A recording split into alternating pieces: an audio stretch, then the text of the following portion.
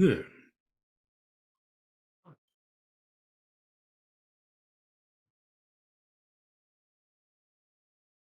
We still have some winter weather advisories up for parts of the Northeast, as well as a small section of the plains. Flood watches have been issued and extended from northeast Texas into northern Georgia. A lot of fog in the middle of the country, too. We will pretty much put it together for you and break it down. That's what we do here on the Joe and Joe Weather Show podcast on this Tuesday, the 23rd of January. Brought to you by Tempest by WeatherFlow. Get the revolutionary Tempest weather system and join the fastest growing observing weather network on the planet. The link is on the descriptor to this podcast. And if you use the coupon code I want a weather station, I'm sorry, let me take that back. The coupon Whoops. code is winter2324. And if you That's the use that's the ri- old code. Yeah. right, uh, and if you use that coupon code winter2324, you'll get 10% off, Joe. okay.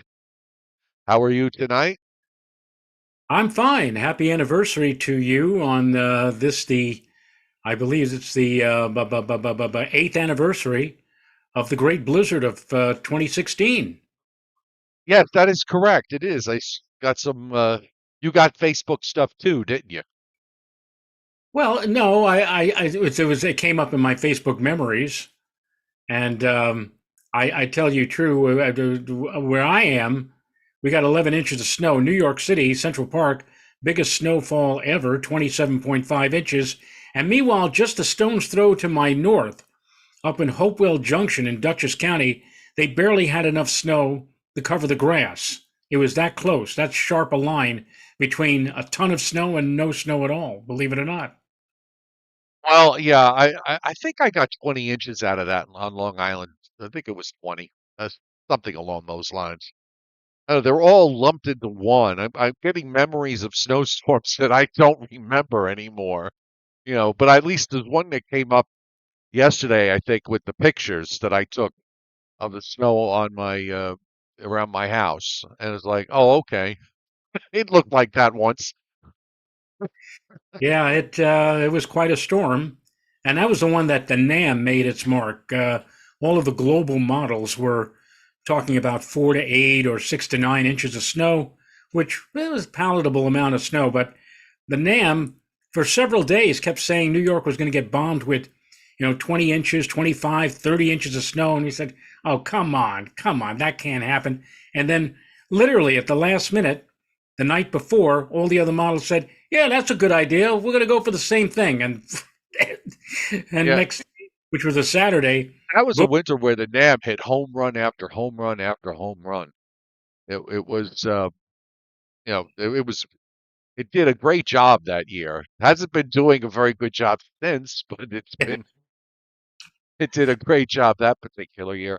Yeah, Well, yeah, I was going to say a little closer to real time is the fact that um, and when something like this happens, this is not I'm happy about it, and that's the fact that you're forecasting for, and not that it was going to be a huge amount of nothing like that, but even a small glaze of icing could be problematic, and it warmed up just enough so that most areas seem to have avoided it, at least at least in the zone of eastern Pennsylvania to southern New England. Now there were some exceptions, but as I was digging around today, you had to be up above 750 feet or 1,000 feet of elevation where temperatures had a tough time getting above 32. But other than that, so far so good. yeah. I was very concerned when I woke up this morning because my daughter, who is in New Paltz, up in Ulster County, she she got the word first thing in the morning that the school that she No, had closed, so no, she didn't have to go to work. And my wife, who does some occasional babysitting, the person she babysits for, commented, "Can you come in early because the kids are coming home early?"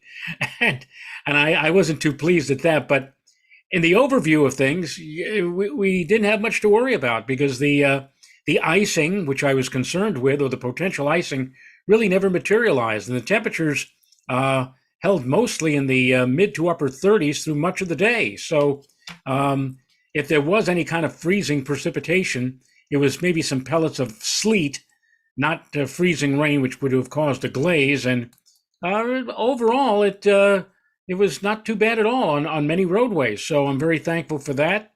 And overnight tonight, it may be a different story as the temperatures begin to fall back toward the freezing mark, and we continue to have precipitation, which again may be in the frozen form or may even be a little flaky, depending upon where you are. Yeah, the radar's not that impressive though. Yeah, we're not looking at anything spectacular. As I said last night, we'll be measuring precipitation, liquid precipitation, in hundredths of an inch, not tenths of an inch or even inches. So, not really all that much. Although, again, if it was cold enough, even a small amount of precip could be quite dangerous. But again, it just didn't get cold enough for that to happen. Our friend Alfred Phillips from Wainwright, Alaska, on the North Slope is on the chat board tonight. Good to see you on board, Alfred, and enjoying your sub-zero temperatures. And that's your quote, not mine. Uh, Glad you're enjoying it. And welcome to everybody tonight on the chat board, and welcome to everyone watching the Joe and Joe Weather Show podcast on this Tuesday night. Hope everything is all well with you. And well, we also say big hellos to those of you who are lurking in the background and not on the chat board. We I, invite I you to. need to make, I need to make a correction. My daughter, who is now on the chat board, my daughter Maria said, "No, I had an early dismissal." Yes. LOL. All right, so you had an early dismissal. The thing is, you didn't have to commute, and stay at school for the entire day while a potential icing problem occurred. But anyway, that's neither here nor there now. As I was saying, to those of you who are watching in the background, you can join in on the conversation, or if you'd rather lurk, that's okay too. If you like the show, hit the like button because Joe and I love it when we go over 100 likes. It makes us feel good. We're very needy, the two of us. Subscribe to my YouTube channel, and you'll never miss us because we're on Sunday through Thursday at 7:35. Although we do have a change for tomorrow, Joe. Is that not correct? That is correct. Tomorrow we will be coming on the air, not at 7:35, but at 8 o'clock, because I have a library talk for the Poughkeepsie Library, the first of two actually, on the upcoming solar eclipse at 6:30. So I should be done with that talk probably sometime around 7:45 or just before 8 o'clock, and that's why we needed to shift things around for tomorrow night. Okay, so 8 o'clock start time tomorrow night, and uh, as I was saying, we are on Sunday through Thursday at 7:35, and Fridays and Saturdays are off nights for us. But occasionally we do pop on a Friday or Saturday, especially if there is a storm around. David Schwartz would like to know, is that talk being live streamed? It is not being live streamed. However, Oh, you can outrageous. you can see it if you register. All you have to do is go on either go to the Poughkeepsie Library and find the talk on their website, or you can go to my Facebook page or pages. I've just posted the link, and on that link is where you can check in and register for the talk, and then you'll be all set. All right. Speaking of all set, why don't we get going with what's going on weather-wise tonight as we check out. Well, before we get to the snow map, let's go to the watches and warnings. And we do have advisories still up, pretty much the same places that were under winter sweater advisories this morning or under winter sweater advisories for tonight. And that's Northeast Pennsylvania. The rest of Pennsylvania is now out of it. A couple of counties in Northwest New Jersey, the Hudson Valley. How far south does that advisory go in the Hudson Valley? Does it go to northern Westchester or not? Down to 287. Okay. Anywhere south of 287, which is southern Westchester, and point south of there are no advisories. But north of 287, the winter weather advisory continues until early tomorrow. And we have advisories up for Connecticut, central and western Massachusetts, Vermont, and uh, again, except for New York City and southern Westchester, all of New York State is under a winter weather advisory. Also, a handful of counties on the south shore of Lake Ontario are not under winter weather advisories. We have flood watches up from the coastal bend of Texas, northeastward through Louisiana, Mississippi, northern half of Alabama, and much of northern Georgia, including me, southern Tennessee, and western Tennessee, also under flood watches. We've got some flood watches up in southeast Ohio. A lot of dense fog advisories up tonight from Indiana, southern Michigan, Illinois, Missouri, Kansas, Nebraska, Iowa, Oklahoma, and central and northwest Texas, even portions of eastern Colorado and eastern New Mexico, seeing some dense fog advisories, as well as a portion of western, central South Dakota, and north central and northeastern Montana. There's not a whole lot else going on. Really, the big story is probably the rain in the south because in fact you see the red there, those are flash flood warnings that are up. uh, the rain continues to come in waves and is very heavy, and this area, particularly in southern Arkansas and across Louisiana, still under extreme or exceptional drought, but they wind up verifying with 5 inches plus of rainfall out of all of this week. That should put a nice size dent to it. And as we check out the loop tonight, if you go to, there is a sliver, Joe, a sliver of sunshine that occurred today in parts of eastern Wyoming, eastern Colorado, western Nebraska, a small portion of southeast Montana, and also there was some sunshine in well, most of California, but there's moisture coming in from the west. But other than that, it's a somebody took some white paint and just decided to brush most of the U.S. With a lot of moisture, and you can see the feed that continues to come across the Baja California, across Mexico, into Texas, and into the lower Mississippi Valley, which is feeding in all this rain. And once we get through this system tonight, we've got waves of rain to deal with from tomorrow. At some point tomorrow, it gets underway and probably lasts into early Friday. Right, but I don't think we're going to be looking at anything that is going to come down particularly heavy or for a particularly long time. A lot of what's going to fall in terms of rain from early tomorrow on to early Friday will be spread out so that I think most areas will pick up about, three quarters of an inch, maybe an inch, but again, not coming all at once or not coming in a short, 8 or 12 hour time span, but, spread out between early tomorrow and to early Friday.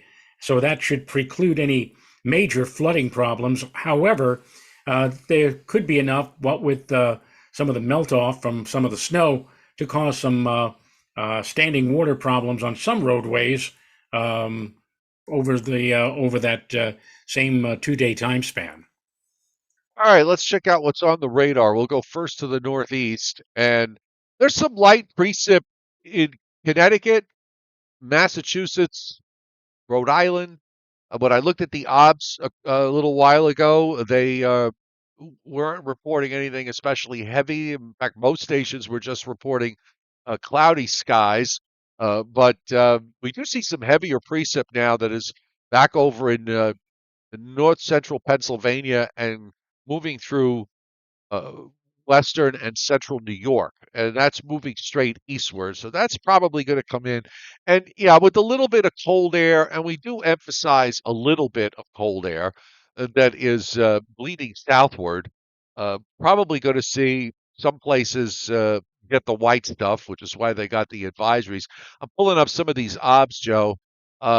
Albany's had light snow and 34 for hours now. So, and no visibility restrictions, so it must be pretty light. I'm looking at temperatures here. Montgomery is 33, Otisville is 32. They're at freezing, but everybody else is 34, 35. Croton on the Hudson is 37. White Plains is 37. And most temperatures in New York City and Long Island are in the mid to upper 30s.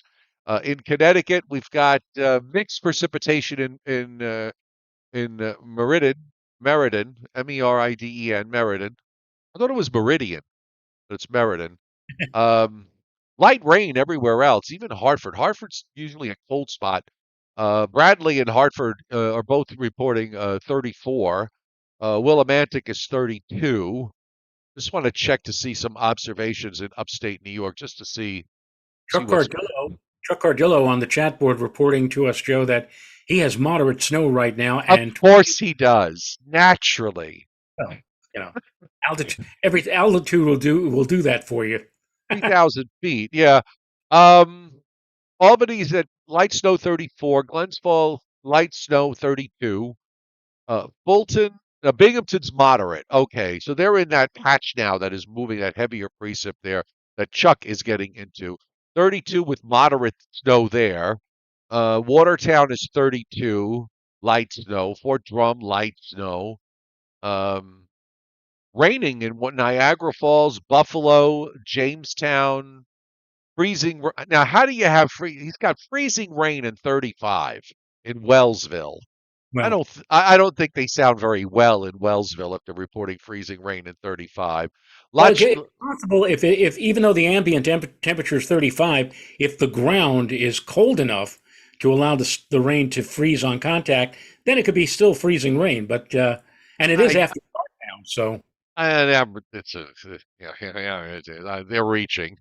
all right, all They're right. reaching.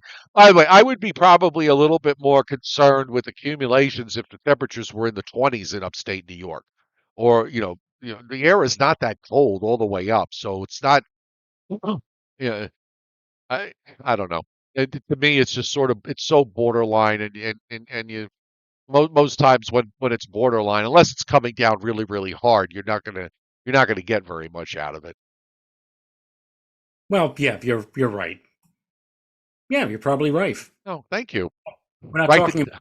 I said we're talking about only measurements in the hundredths of an inch in terms of liquid precipitation. So Right.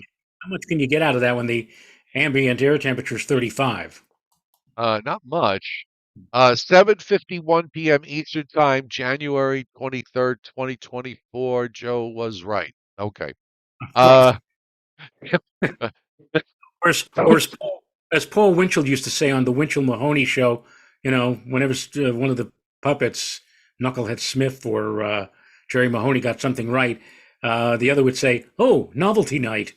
You can see the green boxes in southwest Arkansas and crossing central Louisiana to the Texas side. Those are flash flood warnings, and we do have even some thunderstorms that are developing. Looks like a bit of a line there that's forming on that stretch between Dallas and Houston, down to not quite east of San Antonio, maybe not too far from Austin. And that is sliding eastward. Heavier rains are spreading up through Arkansas and into southern Missouri. And we also have some rain back in parts of Oklahoma, some scattered precipitation across southern Arizona and New Mexico, and some rain is now beginning to approach northern California. But other than that, the radars are on the quiet side. The Storm Prediction Center has a marginal risk in along and west of the coastal bend of Texas, which explains that squall line. Though I don't think SPC has any watch box up. No, they do not. Nor do they have anything that says they might be putting a watch box up, so that's good. Uh, Tomorrow, the marginal risk goes from the coastal bend of Texas northeastward into Mississippi and a sliver of southwest Alabama. And for day 3, which is Thursday into Friday, we have a small area of marginal risk in southeast Louisiana and to the Florida Panhandle. These are not well-developed systems, Joe. But they're just basically feeding up a lot of Gulf moisture into the U.S. and bringing it over a place that really needs it. And unfortunately, that puts us in a bit of a conveyor belt with the waves of rain that we're going to be dealing with. So it's kind of gloomy doomy into Friday, I would think. And maybe after that, we might get some improvement. So we might squeeze out some improvement later Friday. And I'm thinking Saturday for Eastern PA to Southern New England looks okay. Limited sunshine. just I for both Friday and Saturday, I would have said something along the lines of more clouds than sun. But the very fact that I'm even mentioning the word sun in a forecast is a heck of a lot better than what I've got on tap for tomorrow or Thursday. And then we go back to the same, may I use the unmeteorological term, dreck with wet weather on Sunday. Yeah, indeed. Okay, WPC. Now, remember, they've already picked up a few inches of rain down here in parts of East Texas and into northwest Louisiana. So they're going to get a few inches and in some places many inches, 5 to 7 inches being indicated from extreme southeast Texas across Louisiana into Mississippi. 2 to 3 inch rainfalls extend into western North Carolina, and they WPC's got that 5 inch area over me, Joe. So that's why they put the flood watch up, I guess. But they got that stripe of 5 inch rainfalls sitting over me in northeast Georgia and in southwestern North Carolina. Also in parts of eastern Tennessee, they got a little 5 inch patch in there too. Now this takes us through next Tuesday night. So 2 inches or more of precip is being indicated. But again, well, half of that will come over the next tomorrow, Thursday into Thursday night, early Friday morning. So that's all spread out, and then we have that this other system probably for later Sunday into Monday, and that's going to probably produce another inch plus rainfall from that. Heavier precip amounts up to an inch and a half going up into Massachusetts and southern New Hampshire and Vermont, also in parts of upstate New York, across Pennsylvania, back through Ohio, and then working its way southwestward down through Missouri and Arkansas. The half-inch line as far northwest as northwest Missouri, northwest Illinois, crosses Lake Michigan, and central to northeast Michigan under the half-inch of liquid. And in the west, from Northern California northward up to Seattle and beyond, and British Vancouver, we've got areas of 5 to 10 inches of rain being indicated there in the next 7 days. So it's almost as if we've just really kind of reverted back to this December pattern that we had.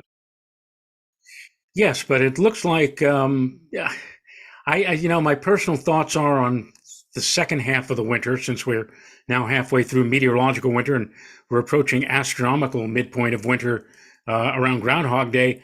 I think we're going to see a pattern of ebb and flow, Joe. I think we're going to go from periods of cold weather and snow back to mild weather and rain and back to cold weather. I think that's how it's going to be, or how it's going to play out. Nothing prolonged, no protracted or long streak of mild weather or cold weather, but just like a pendulum going back and forth for the next month or two. Well, I'll say this.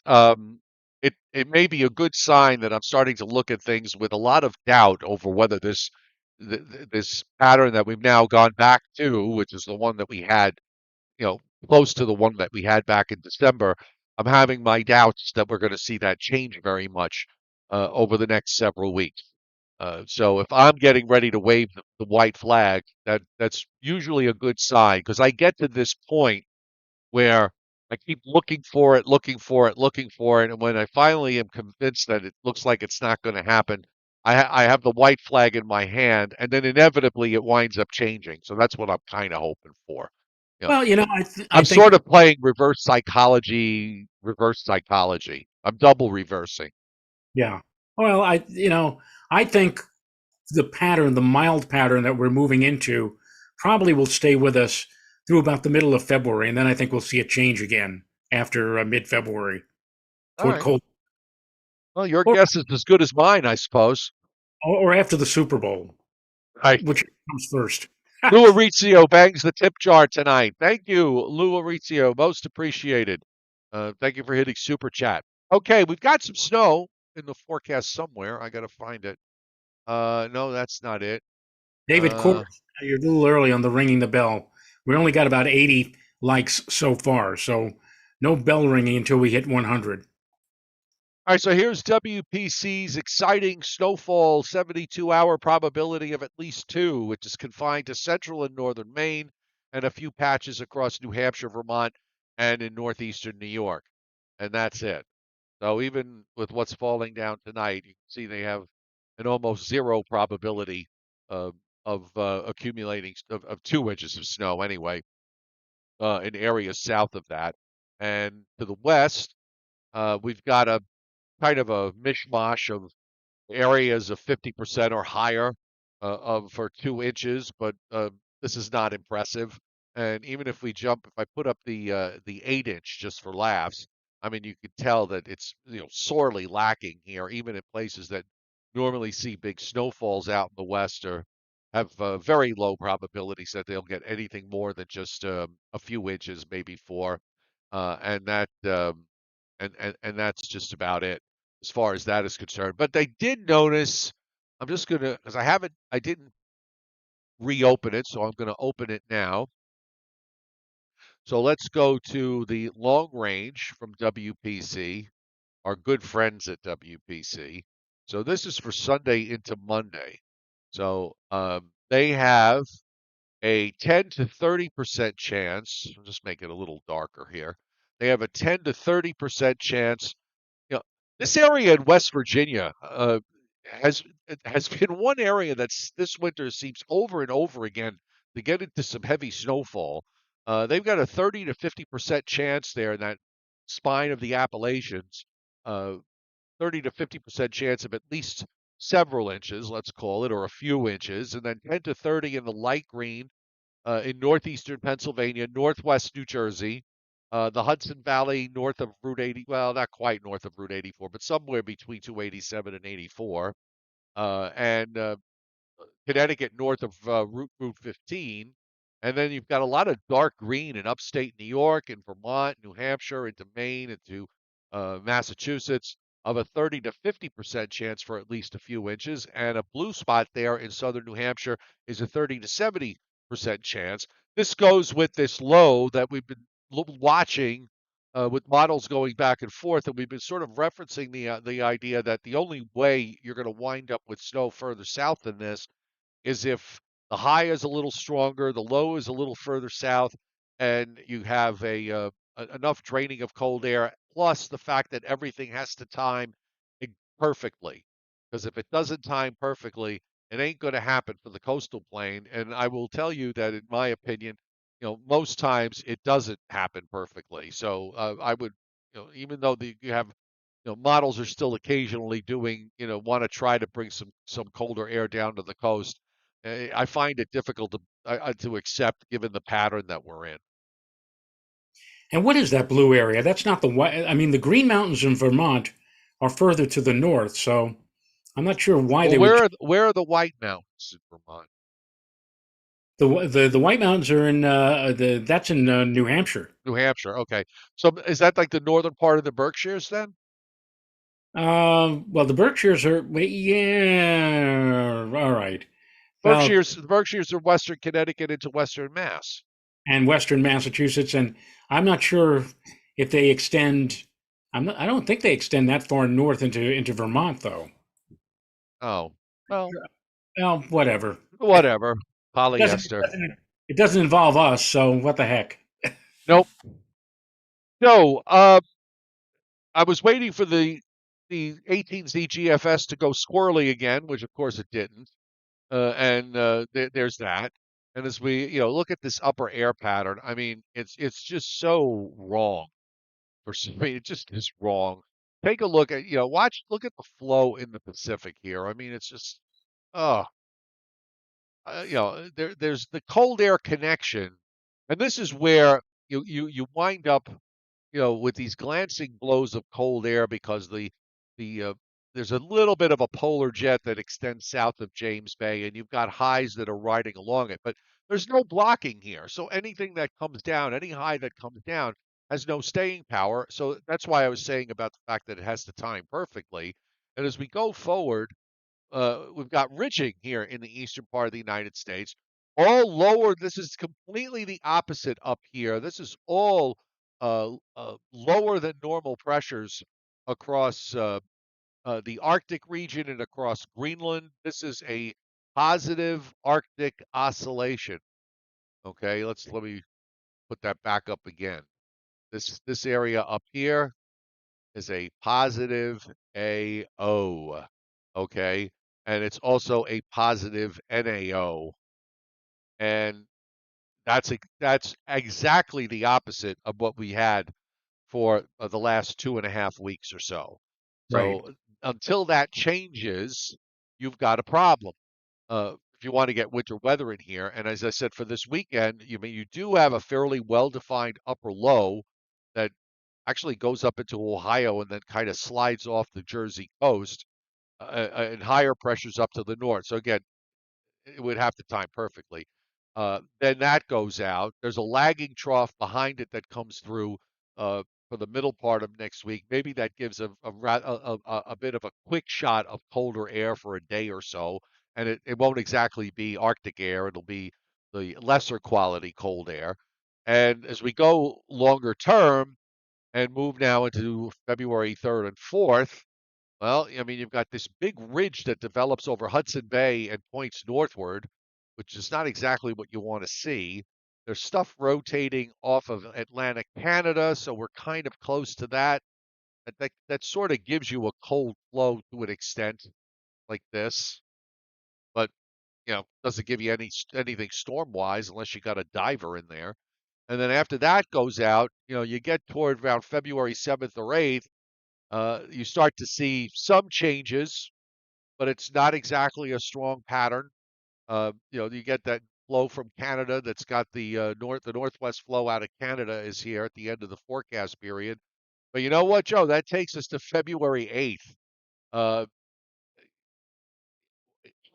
the way the winter is going, I just get you get this you just get the sense that we're wasting so much time in a Well, bad pattern that has to be then corrected, which is going to waste even more time. So that by the time you get it to a place where you might want it, it's already the middle of February. I mean, that's the way of the world these days. I mean, I saw somebody on the chat board when I made the comment that I think things will start to flip again around the middle of February. Said, with the middle of February, well, would you like to have it so that nothing flips and it stays mild through February and on into March? I mean, these things take time. It's all about. We were just talking about the NAO. It's all about reestablishing a negative NAO. I mean, nobody wants to hear it. But eventually, the Western Trough will come under the ridging in Alaska, and we'll slowly set ourselves up. It's not. I realize it's 2024, and this is the era for all of you Gen Xers or whatever you want to call yourselves. This is the era of instant gratification. You don't get instant gratification, especially in weather. It takes time, and it will eventually get. And you just said, Joe, we're back to the December pattern. December, that's all we heard was the whiners. Oh, it's so warm. Oh, it's never going to turn cold again. And look what just happened. And it did, but we had to go through. But you're right. It's a grinding pattern changes are not instantaneous events. They are long grinding processes, and they're very, very frustrating because in the interim, you can see that the upper air is changing, but and then what happens? The December pattern changed in early January, but we had to go through a week of of major storms going to the Great Lakes. And the thing is that uh, somebody would look at it and say, "Well, how come you've got the teleconnections are all the way you want them?" And as I've said many times, it's all fine and dandy to have the teleconnections the way you want them, but if the troughs and the ridges don't set up in the right place, it doesn't matter. You had a very strong negative NAO. You had a very, very strong, almost off the wall Arctic oscillation, which eventually was responsible for that big blast of cold air. And what did it get you? Really, you know, not a whole lot. You got some snow out of it, and some places didn't get very much. Some places got more. That's always the case. Uh, Move to Baltimore. Baltimore, I was just about to say, Baltimore is in first place in the I-95 megalopolis seasonal snow race. Baltimore has over 9 inches of snow so far this season. Washington, D.C. has 7.9. Philly got 8. And here we are in New York with the same amount that we got for all of last winter, 2.3 inches. I assure you, all of you who are watching right now, We'll in get the to point one. You'll, well, yeah, we'll get the point. Well, we'll get more than that. I mean, as I said at the beginning of the season, even before the beginning of the winter season, years like last year when we have hardly anything, the following year we come back quite a bit more, and I think that's what we're going to see. We will get quite a bit more in the way of snow between now and the end of March. Well, Trust. I'm going to throw in one discouraging thing and one for winter weather lovers and one encouraging thing for winter weather lovers. The discouraging thing is the state of the polar vortex, which is going now from this elongated uh, uh, setup that we've had. The polar vortex migrates back to Siberia and wraps up like a tight ball. I mean, it's not. I've seen the wrapped up polar vortex uh, stronger than this, but this is strong enough that it's problematic. And this is what it looks like in 2 weeks from now. It's oriented east-west across the pole, and it's wrapped up like a tight little ball, and no real sign of any stretching or elongation or stratospheric warming event going on. So if that's right, and that stays like that, uh, and you're gonna the clock will be ticking and ticking rather quickly as we move through the middle part of February. Now, I will counter that with the ever famous and always loved CFS, which is the can't forecast what model, and I'm going to go back because I'm trying. I got to go back to one that has this. Okay, this one. This is the North American view. We just going over the 100 mark. Thank you. Okay. So this first map is the week of January 23rd to January 30th, so the next 7 days, starting with today. And you can see how this is pretty much a god-awful pattern. Low pressures up in the poles. You've got higher than normal pressures all across the Canadian border, aloft anyway, along the along and north of the Canadian border, the Hudson Bay, and south to the Mid-Atlantic and back up into the northern plains. So with this sort of flow, guess what? It's Pacific air as far as the eye, all across Canada until you get way up here. Now you can see, by the way, when you have that polar vortex stretched up like a tight little ball, your cold air is pinned around those upper lows that are up in Canada. So there's no connection at all to bring that cold air southward. So the next one is from the 30th of January to the 6th. And well, you see a little bit of improvement in the upper air pattern, but it's still not very good. Now, as you get into the next period, which is the 6th through the 13th of February, it starts to get to that place where you want it to go. And it gets there from February 13th to February 20th. Now we've got, polar flow, colder air. All of this area here is below normal. A ridge out in the west, ridge up to Alaska. And that, by the way, that's very important because when you look at the upper air, when we looked at the upper air over North America, we're back to having a trough from Alaska on southward along the west coast. And that's pretty much what we had in December. So the CFS still continues to insist that we will go into a colder pattern. And this actually holds to an extent right into the last weekly period, which is February 27th to March 5th. So all I can say is, this model is notorious for doing stuff like this. And then when you get really close to the time frame, it flips. And I'm just going to put that out there because if this does flip, it would not shock me. Uh, I'm looking at this with a lot of skepticism.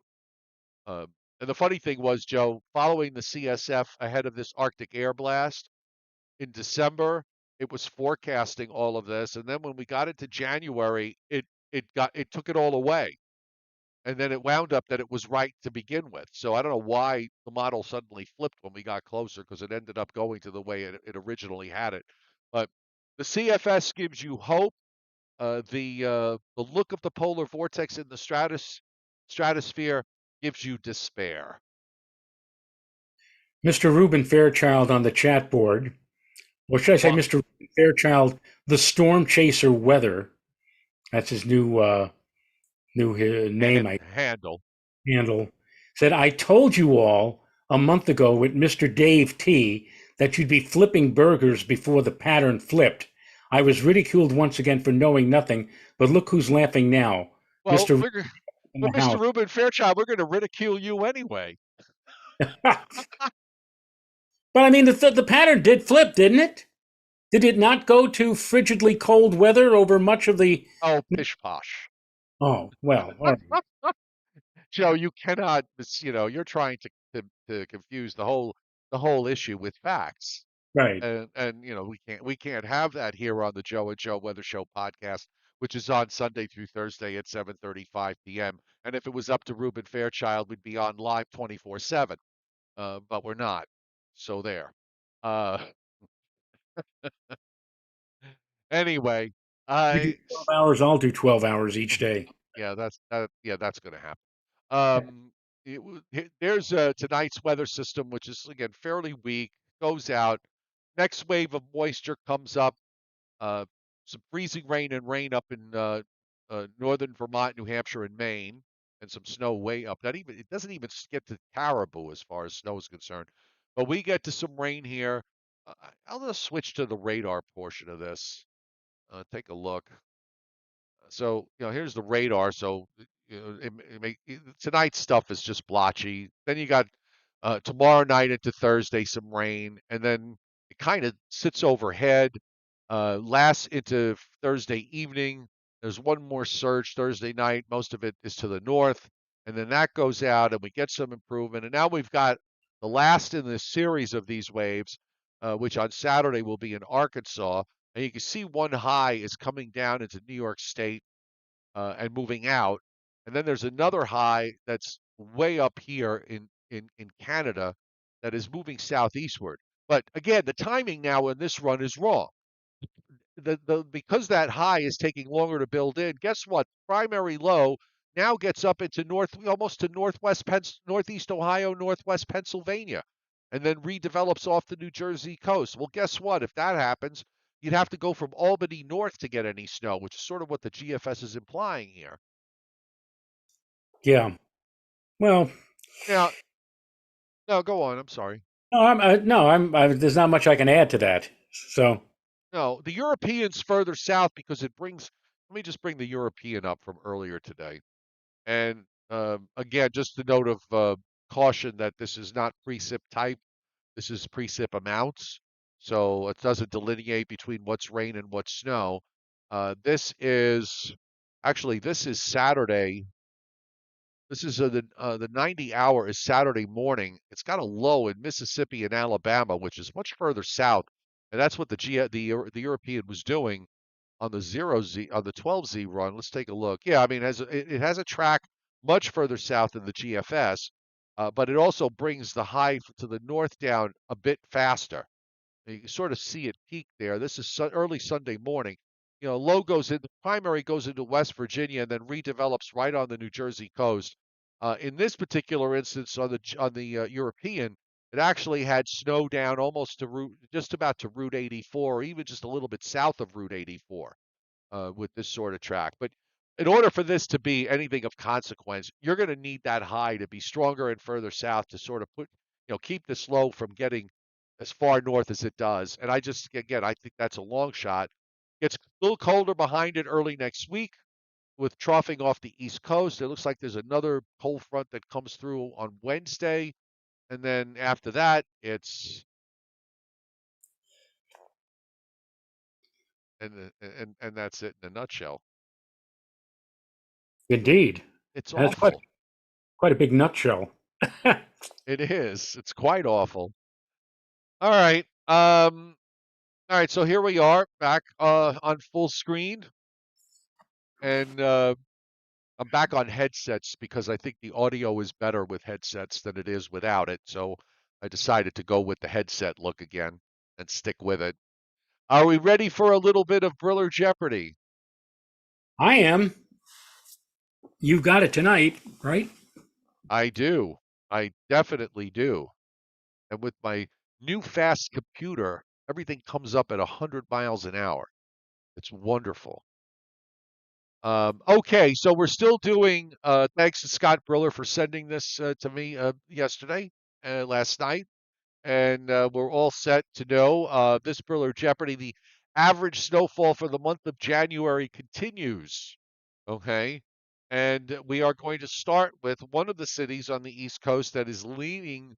That's up there in the I-95 race for snowfall this year. And by the way, this city actually has the normal seasonal snowfall to date so far. So on paper, they've had a normal snow year so far, and that is Philadelphia.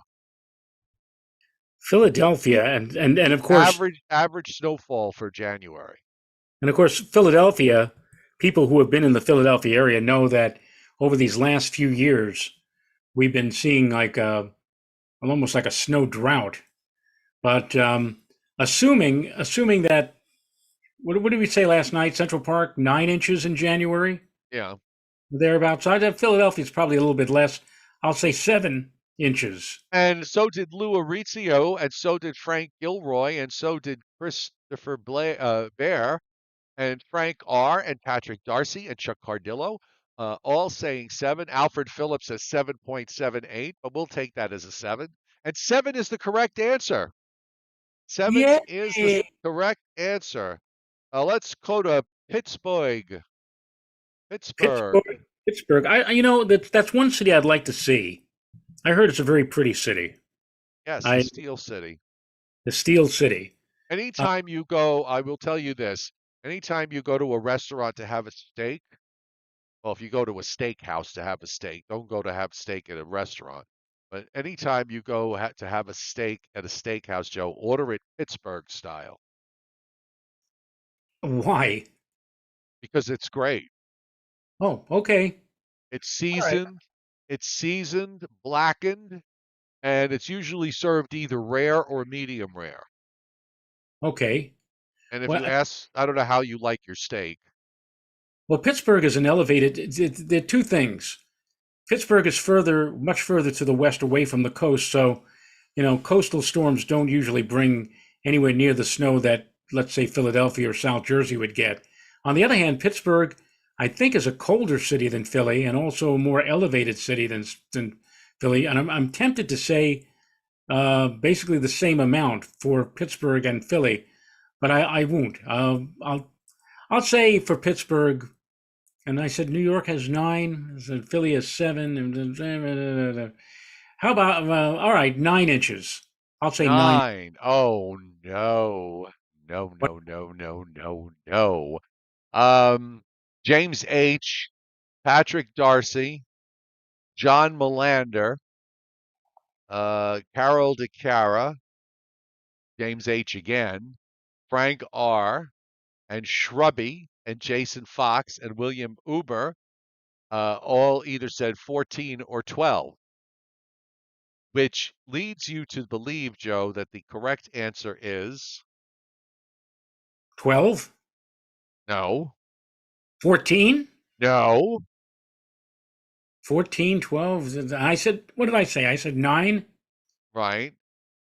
If it's not 12 and it's not 14, then it's what? Incrementally, then, I guess, right? So how about 10? Chuck Cardillo, Frank Gilroy, Michael McGuire, Jason Fox, and Maggie P. 13. And that's the correct answer? And that is the correct answer, 13. If it's not 14 and it's not 12, then it Well, must be 13. I thought if I did a 14 and 12, I'm going down. I figured it couldn't be any larger than 12 or 14. Never mind. Richmond, Richmond, Virginia. All right, Richmond, Virginia. Richmond, Virginia. I don't know.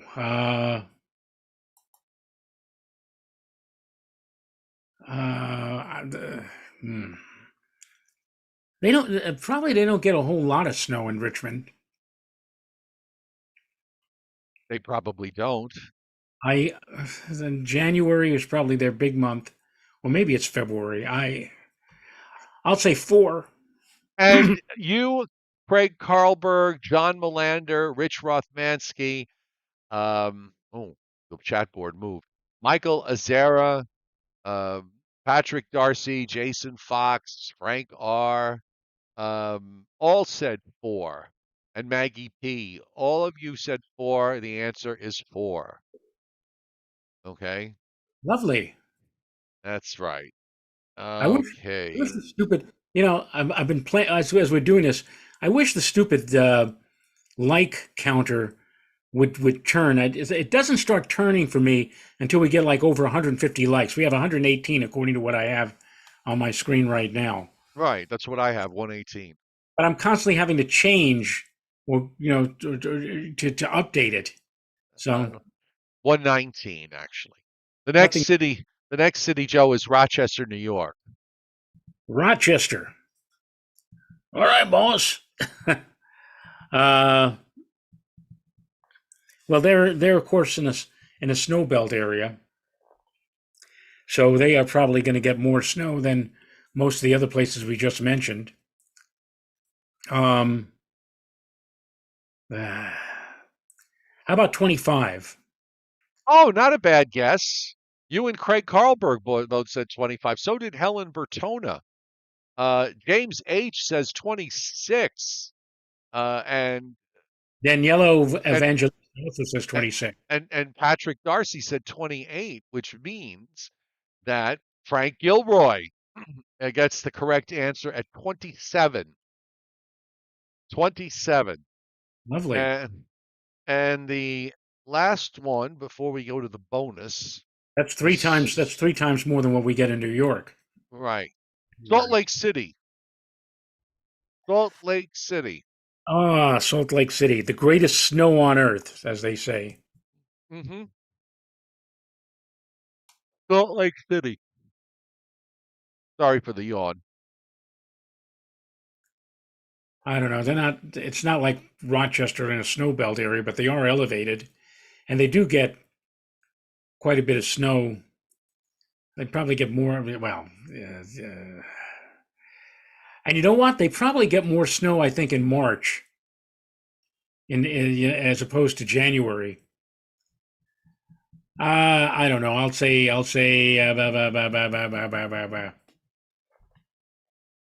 Okay, does that work? Whatever that translates to.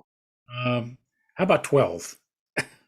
Ah, you said 12, and so did who else? Lou Arizio also said 12, and so did Maggie P. On the other side, William Uber, um, and Jason Fox and Mike Waterhouse and Frank Gilroy said 14, which leaves us with Chuck Cardillo and Patrick Darcy, who got it correct, with 13. And so did Tyler Fienga, said 13. So there you have it. It's 13 coin pig. If it's 13, I don't know what emoji is that. I'm I'm I'm astonished. surprised. Yeah. Yeah, Yeah, some of those you got, when you look at the normals of some of those cities in the West that are known to get a lot of snow, when you look at the individual months, like Denver, for example, and probably Salt Lake City, they actually get less snow in January and February than they do on the outside months. right, Their right. outside months, the normals are actually much higher than the inside months. All right, the last one is the bonus, and that's Mount Washington. Oh, Although I don't know what level of Mount Washington we're talking about here where oh God. that's taken. Mount Washington. Jason Yeah. H says 106 inches. I don't think that's going to work for January. No. Tyler Finger says 220 inches. Come on now, folks. It can't be that much. Um, I really don't know, Joe. Why don't I just say 40 and be done with it? Oh, oh. My God, Joe, that is an interesting guess. Um, Well, well, Helen Jonas said uh, 43. That should be well, interesting. Carol DeCara nailed it on the nose, though, Joe, at 41. 41. Wow. 41. So the 40 was a very good guess. Well, thank you. Really, I'm It's at 41. very impressive. Yeah. Very impressive. All right, hold on a sec. I'm just trying to see if I can get this memory of mine that came up. Let me see if I can find it. Okay. No, no, no. I guess I'm not gonna find it. No, it ain't here. Oh well. I tried to find it. Uh I guess I shouldn't save them when they come up, but trust me, they were beautiful pictures. All right. Before we sign, 100. Yeah, go ahead. well, we got on my screen. I have 122. That's what I've I have. Okay, and we had un super chat hit tonight, courtesy of Louis Orizio, and we thank him very much for that. Okay. Do you want to give a quick shameless self promotion for your talk tomorrow night, and maybe a link if you have it? I don't have the link in front of me. Like I said, if you go to Poughkeepsie, the Poughkeepsie Library website, they have the announcements for both of my talks. I'm giving another talk for them next month on the solar eclipse, and that's where you have to register. You have to register for the talk in order to uh, get in tomorrow night to see it. And it's at 6:30, and I look forward to many of you being there. So this is the oh, wait, I got the link here. Hold on a second. I'm getting the link for you. And Click for Brandon Grablachoff, he said, "Congrats on the 8 Emmy, Mr. Ray. It's 8 Emmy nominations. I went to the plate 8 times and struck out 8 times. I did not get a single statue. Now, I will say on my behalf, just to get a nomination, an Emmy nomination, is rather difficult in itself. But each time I got the nomination, got into the monkey suit, the tux, and went down to Times Square, hopefully to get a statue, and never did. And I still am waiting to smoke that cigar, which Joe says, don't you dare ever do that." so I this is what they look like, by the way. I'm sorry, I had to do that. I well am aware.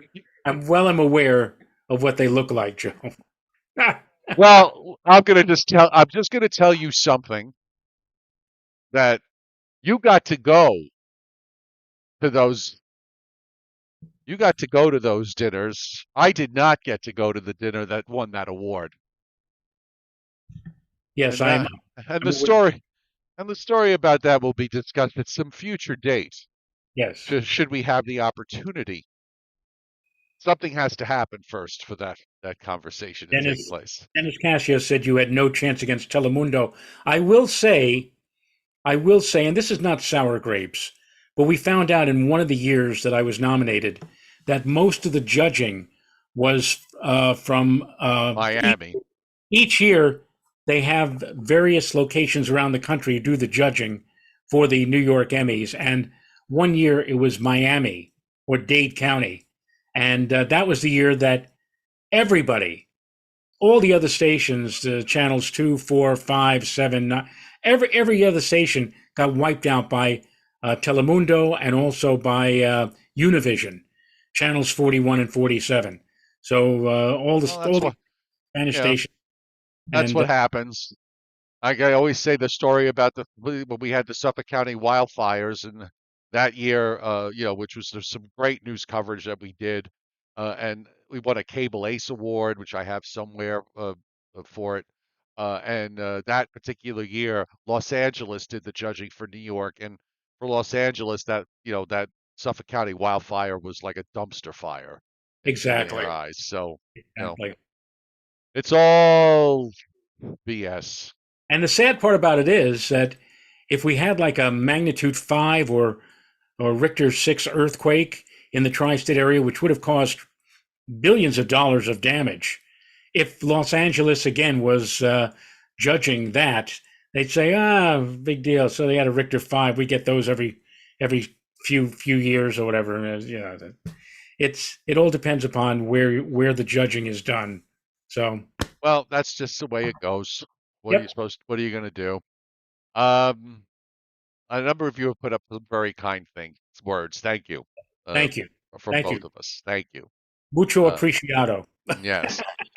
Unfortunately, I don't know that we're eligible to submit to the Emmy Awards in local markets, but you never know. On that note, let us now say goodnight and wish everybody a great night. Yeah, Ruben, you'll get your award all right. Um, we'll see everybody. We'll see all of you back tomorrow night at the usual weather time, which No, is unusual no, weather. the unusual weather time, which will be. 8 p.m. And I did put the link up to Joe's library talk if you want to join him. I'm going to put it up again right now. It's